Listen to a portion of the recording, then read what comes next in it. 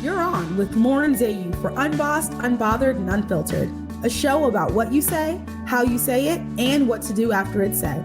We'll talk about communications and messaging blunders, successes, distractions, and what all of it means for you. Join me for a crash course in what you need to know in politics and issues driving the 2020 elections. Hello and welcome to Unbossed, Unbothered, and Unfiltered. I'm your host, Lauren Zayu. As it currently stands, it is 5:08 p.m. Eastern Time on Thursday, November 5th. Polls closed over 24 hours ago across the country, and we do not know who will be the next president of the United States. It's also unsure who will control the United States Senate. And the path to 270 goes through Pennsylvania, Arizona, Nevada, and North Carolina.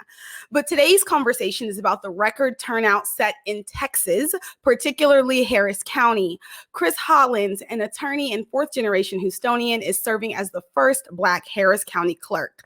Before taking office, he was principal attorney at Hollins Law Group and stepped away from private practice to dedicate his full commitment to public service and the duties of this office. Chris developed a commitment to public service through the selfless example of his parents and their devotion for improving the lives of others. County Clerk Chris Hollins has been on the front lines of making sure every vote is counted in this election, and I'm glad to have him here to talk about it. Without further ado, I'd like to welcome to Unbossed, Unbothered, and Unfiltered, Harris County Clerk Chris Hollins. Hello, how are you? Hey, Lauren, good evening. How are you doing? I'm doing well, and I'm really glad you could join me. So just kind of taking it from the top with your background and how you got started and how your tenure has been in Harris County. Yeah, absolutely. I think you mentioned born and raised in Houston, Texas, have deep family roots going back many, many years here in Houston. And so Houston has always been my city. I went to Morehouse. I know that you went to Spelman, and I stayed on the East Coast to work and go to graduate school for a few more years. But my heart was always here in Texas, but more particularly Houston and Harris County.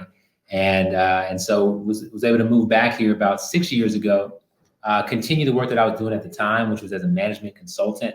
In that role, it'll sound pretty familiar with what I did here as county clerk, which I served large government organizations, and I would come in and I'd bring a small team with me. And this government organization would be facing an extremely steep challenge, one that they could not, get a handle on themselves, which is why we were there. We'd bring in best practices from across the world. We would bring in, data analysis and things of that nature, help them come up with innovative solutions to these tough challenges, but also practical solutions. That the public servants who were in those organizations could take and use to shape the future, solve the issues that they were facing, and make sure that those folks were equipped with the tools and the resources that they need to be successful. And so, I did that for a number of years, both in Atlanta right after Morehouse, and then after graduate school back here in Houston. But then we had my daughter just a few years ago. She's about to turn 4 years old. And at that point, traveling to DC, where I had clients in the Pentagon, and traveling to New York and other cities in the East, where I had, government clients, was not what I wanted to do anymore. I wanted to be with my family. And so at that point, I took the leap. I started my own law firm and have been doing that ever since. I'm a plaintiff's attorney. And so, what that means in a nutshell is that my clients are always the little guy fighting against the big guy for justice, and have been doing that work and enjoying it thoroughly. But then earlier this year, in the middle of, nowhere, it was a weekend. It was Saturday around 4 p.m. My predecessor, Dr. Diane Troutman, suddenly announced that she was resigning. And she was doing so for health reasons related to COVID-19. She's 70 years old, and I believe had, some pre-existing conditions.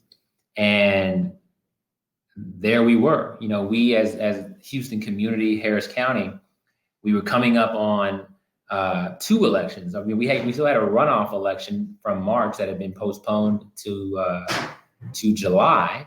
And then of course we had the November general election that we're sort of still in right now. And so those were coming up. They were expected to be the biggest elections in history. Now we were facing it under the time of COVID-19. And now we didn't have a chief elections officer in Harris County. And that's where I stepped in. Given my consulting background, given, how important this was to our community, I raised my hand and I said, hey, is there anything that I can do to help? Whether it's serving in this seat and performing this role myself or helping whoever does. And, I was, fortunate enough to be appointed, and I took office on June 1st. Oh, wow. So we're early in your I guess tenure where this is you're presented with this issue. I mean, I think so I'm originally from Dallas. I completely identify with the heart always being in Texas. As Texans, we have a lot of state pride. And so I definitely see your point there. I wanted to mention though that Governor Abbott, I guess kind of like the first spotlight for voter suppression in Texas nationally for a lot of people was Governor Abbott's one county per box or box per county for dropping off ballots. And even then Harris County was in the spotlight because I believe y'all have almost 5 million residents. Right. 4.7 million. 4.7 million. And he's saying you get the same size as, these counties with significantly less population. And so kind of talk to me about how your office, once you received that information, like what y'all's first thought was and like process and how to advocate for your community. Yeah, well, attempts at voter suppression have been taking place in this country and in the state of Texas for longer than you and I have been alive by a long shot, right? This is nothing new, but normally that stuff happens like in smoke-filled rooms. There are decisions that are made that affect you. You never even know that they were made, but there's those folks who are essentially shaving off votes and disenfranchising people little by little by little. I think what people were a little bit less accustomed to, and maybe our grandparents were accustomed to it back in the Jim Crow times, but here in 2020, when we're supposed to be living, in a fairer place and a more equitable place, people have never seen attempts at voter suppression that were just so blatant, just thrown in your face. Houston is larger. Harris County, larger a landmass than the entire state of Rhode Island, right? It's just a huge place, almost 5 million residents. And you're saying, okay, if you live in the northwest corner of the county, you have to drive over a 100-mile round trip to drop off your mail ballot, if you're scared to put it in the mail. And that's after another blatant attempt at voter suppression by our president to dismantle the United States Postal Service. And so, I think that pissed a lot of people off.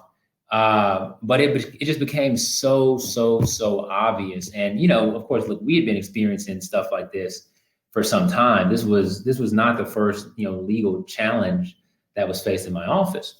But that's when people started to pay attention. And so we went from 12 locations across Harris County where our voters could drop off their mail ballots to 1. And we did so overnight. And that was extremely unfair, extremely prejudicial. And the people who it affected most were our seniors and our voters with disabilities, which makes it even worse. The folks who, my job is to protect the right to vote for everybody, right? But of course, I'm going to be looking at the folks who have the most disadvantages to understand how we can help them the most and provide access to them and ensure that access. And so when you have folks with disabilities, when you have seniors who we all know are most susceptible to COVID-19 and other issues during this time, and usually find it harder to get around, that is infuriating. And so, and again, it wasn't just to me. There were thousands upon thousands of people who were affected, and people were rightfully angered by this action. Definitely, absolutely. And in that same vein, I know there was an issue with some drive-through voting, right? So you attempt to be accessible and do drive-through voting, and there appeared to be a host of pushback on that too. Can you kind of walk us through like what happened there? Absolutely. And so to take us back a little bit, when I took office in June, we had an election coming up. In fact, the election back in July, it started 4 weeks to the day after my first day in office. And so we had to move very, very quickly to try and get things in place.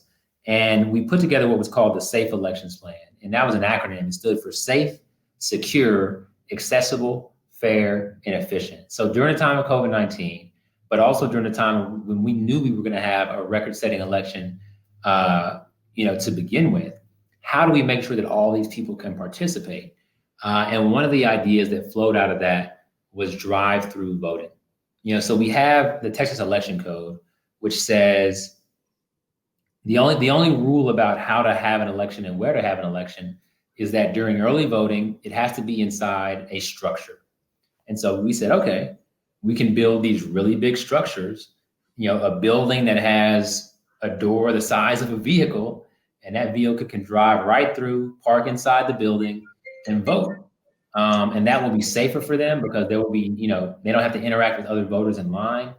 They'll interact with a single election worker instead of, dozens of election workers that are kind of milling about your normal walk-in space.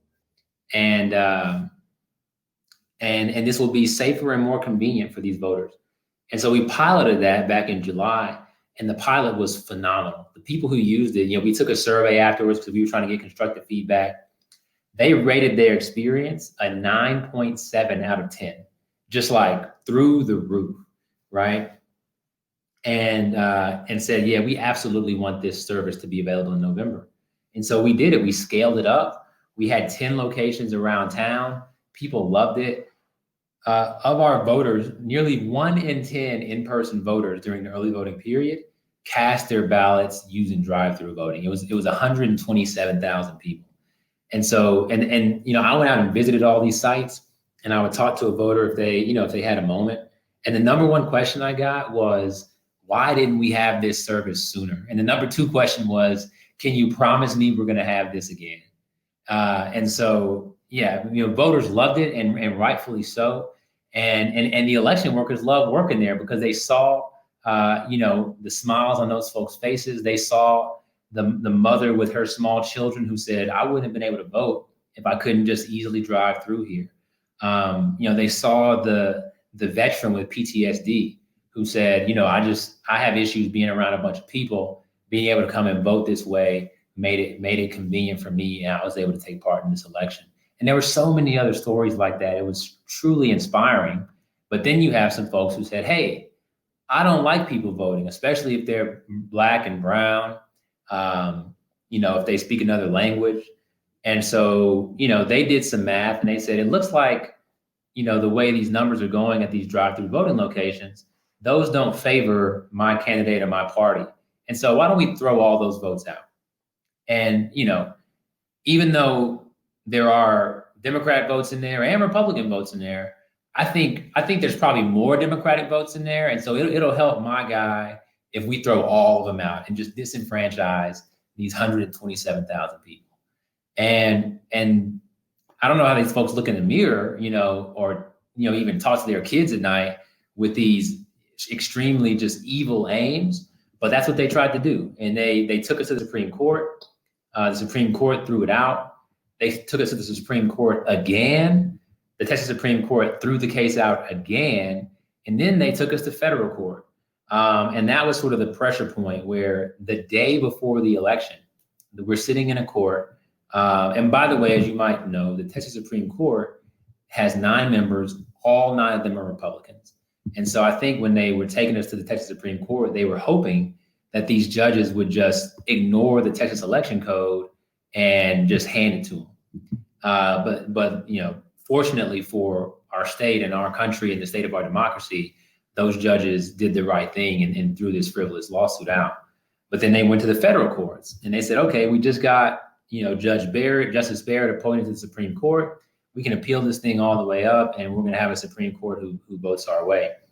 And the judge who they got in federal court was a judge by the name of Judge Hannon, who was appointed by George W. Bush, and who I don't know very well, but he's viewed as being deeply conservative. And so they thought, okay, we got a lucky draw. We're going to get this judge to throw out these 127,000 votes, something that is totally unprecedented in American history. But again, this judge took an oath the same way that I took an oath as an elected official. that said that he was going to preserve and protect and defend the Constitution and laws of the United States. And so when he heard this case, I mean, he literally laughed and just said, "Hey guys, I'm not buying this." And we had a long hearing, but he made it pretty clear early in the hearing that there's no way I'm throwing these 127,000 votes out. And so democracy won, and the rule of law won, and Texas voters won.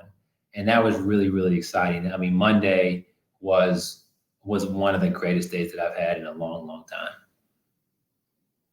It definitely sounds like it. I mean, so when you say they took you to court, who was suing you? Was it like the Texas GOP? So originally it was the Texas Republican Party as well as the Harris County Republican Party. They took us to the Texas Supreme Court. That got thrown out the first time. And then at that point, the Texas Republican Party either said, we have no chance in hell of winning, or they said, you know, we realize that voters aren't going to like us for doing this. And so they stepped aside.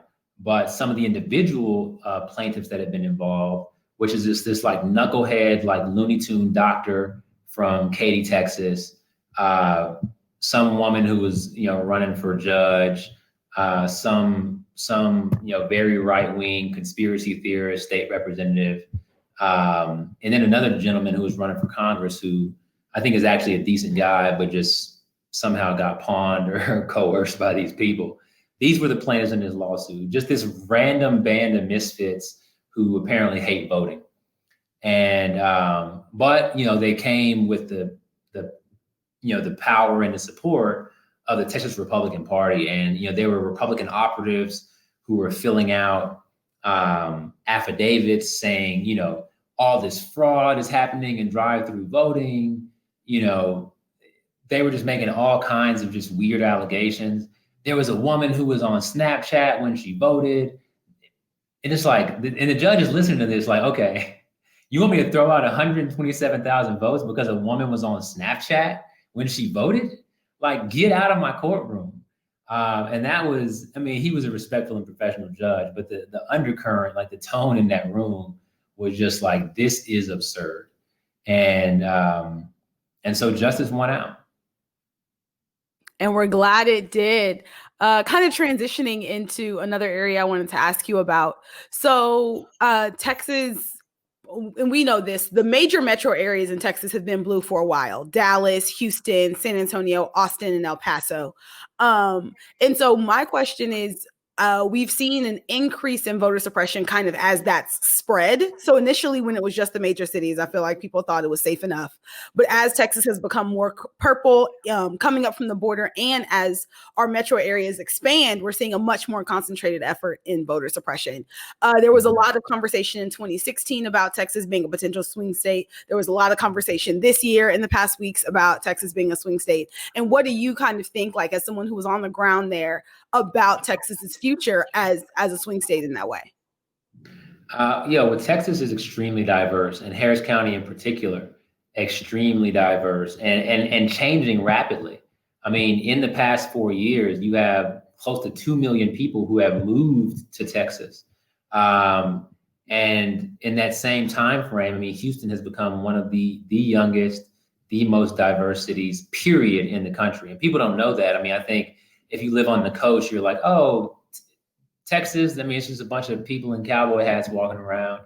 And that's not the case. Houston has a thriving, West African community, Vietnamese community, Chinese community, Korean community, Jewish community. You name Muslim community, South Asian community. Extremely diverse city, and the suburbs are diverse as well. And so that's going to change the way that voting, takes place here in the state. And so, you go back to 2012 with Obama. Obama lost, and of course we know that he won that race nationwide. Obama lost Texas by 16%. And then you jump forward to Hillary just 4 years later. And, of course, Hillary won the popular vote, but lost the election nationwide. She lost Texas by 9%. So she's like a 7-point improvement on Obama. And she spent $0 in Texas. This was just straight up people showing up and pressing a button. or pulling a lever or whatever you call it in voting. And then you jump forward to this year and you're talking about 5 or 6%. And, Joe Biden did more than zero in Texas, but didn't do a whole lot. I mean, he probably spent 13 cents per resident of Texas, whereas in a state like Wisconsin, that's probably like $10 per resident or something. I'm making these numbers up, but that's truly the magnitude of spending. And so you just have this natural movement towards the middle. And because of that, if you're going to win in Texas going forward as a statewide candidate or a national candidate, you're going to have to pay attention to Texas and invest resources in Texas. And so I think a lot of dollars are going to be poured into Texas. I think even now, people are before 2018 with Beto O'Rourke and Ted Cruz, it was elections around Texas were quiet. It was just like, oh, it's a red state, no reason to even run a commercial over there. Now folks are inundated with commercials, getting text messages from all kinds of different candidates and parties or whatever else. I'm sure you've witnessed this yourself and been like, how do these people get my number? But like that's what it feels like to be in a battleground state, right? Those folks who were in Iowa doing the primary, when they have every candidate that comes through their town and so forth, that's what it feels to be like in a battleground state. And Texas is certainly there. And it's going to be even more contentious going forward. I agree. I definitely think it's going to be contentious going forward. And like one of my concerns is that what Governor Abbott is tried in this election, like could be depending on what happened, could be replicated in his own election or re-election bid coming in 2022. We're also hoping to make him a one-term governor. And the funny thing about Greg Abbott is that he very likely will see a primary in his own race because there are folks on his side that think he's not conservative enough. Even having one drop-off location was too much for them, right? They actually sued him. And I'm not kidding here. These same people who sued me for drive-through voting, earlier in the summer when fewer people were paying attention, I sent Governor Abbott a letter and I said, hey, because of COVID-19, we need to spread these people out when they're voting. And so we need more early voting days. And so he changed the number of early voting days from 12 to 18, which was a good thing. And I applauded that. And it was a great kind of bipartisan solution. He was sued by Republicans and saying that adding more days to vote was illegal and that decision should be reversed by the courts. And again, they lost that one too. But these crackpots, they're serious. As absurd as they might be, they are serious. And so I think he's going to be challenged from his right by someone, who is, anti-immigrant, anti-healthcare, anti-voting, all of the above, and we'll see how it goes. That is wild to think about, to the right of Governor Abbott. That's scary. But just kind of about something that you've learned in your time as clerk thus far. What do you feel like one, we know this cycle was unlike any other cycle. So I really feel like this is a question for any official who either campaigned or presided over elections this cycle. But what do you feel like you learned that you'll definitely take forward, either in your public service or even as your position as clerk? Well, I won't necessarily say it's something that I learned, but it's something that was reinforced. A couple things. One is that when you're doing something good in this society and you're doing it at scale in a way that's going to affect a lot of people, you're not going to be able to do that without a fight.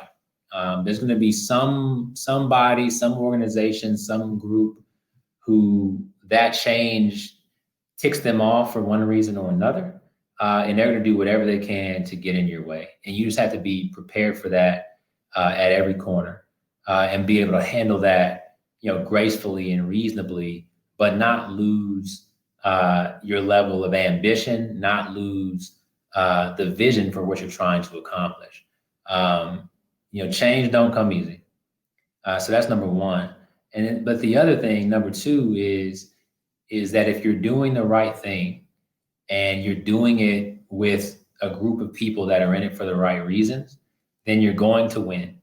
You might not win in that exact moment, but taking it over the longer arc, Dr. King, said that the arc of history is long, but it bends toward justice, right? And we're talking about a man who himself was murdered in cold blood for what he was trying to do. And so it certainly exemplifies what I'm saying here. But if you're doing it for the right reasons, you're doing it with, again, people who are dedicated to that mission, then it's gonna be successful. And you just have to, again, stay patient. You have to work together. You have to make sure you have a good plan and make sure you're following that plan and make sure that you're disciplined. But if you do those things, you'll come out on top. Okay, and my final question to sort of wrap us up is what, I guess you've been in this position, you said your first day was June 1st. Today is November 5th. If you were to give new County Clerk Hollins advice on June 1st about what was coming, what would it be? Oh, man.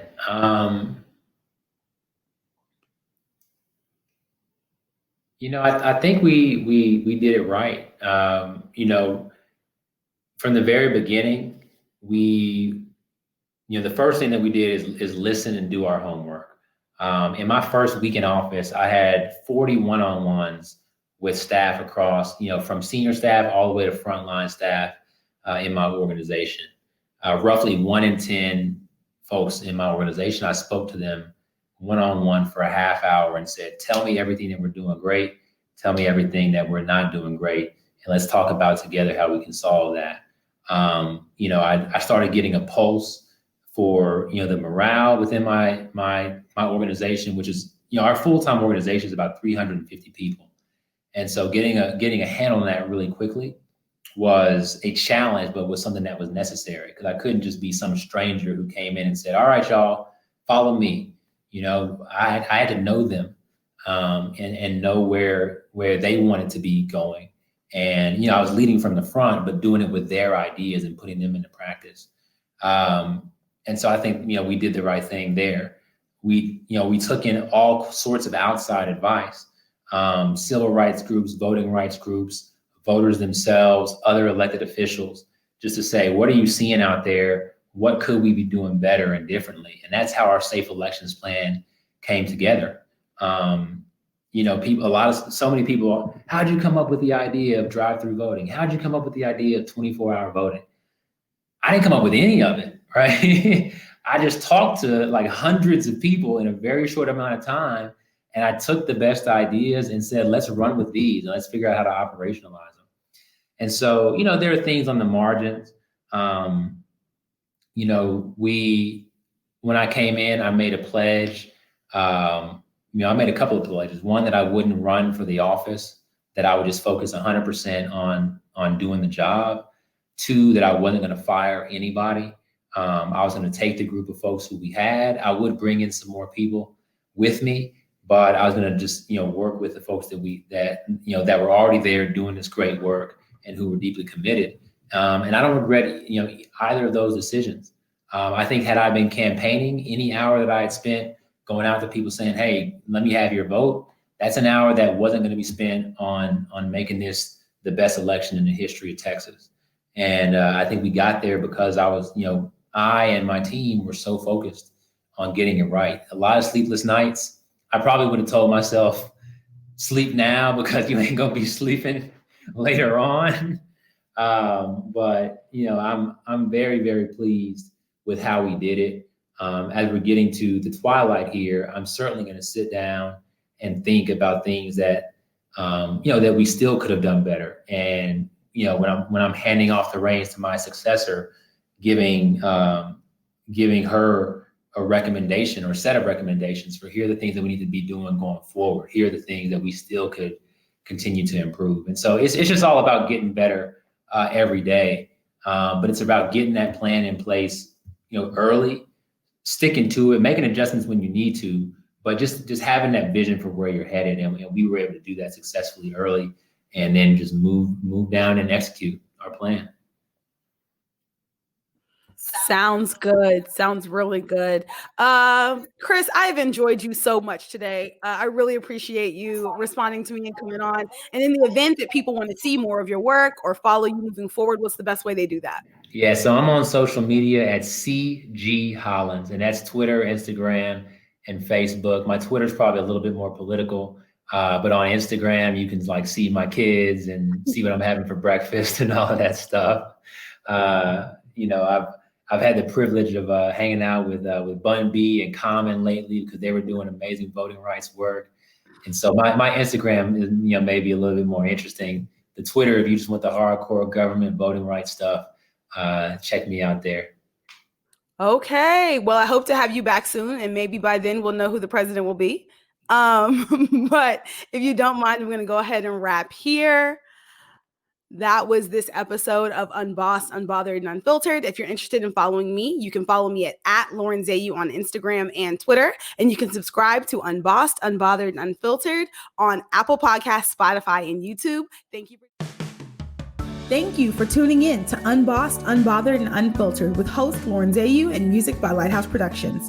For more information on Unbossed, Unbothered, and Unfiltered, or to review today's episode, please follow at Lauren Zayu on Twitter and Instagram, or subscribe to the Lauren Zayu YouTube channel.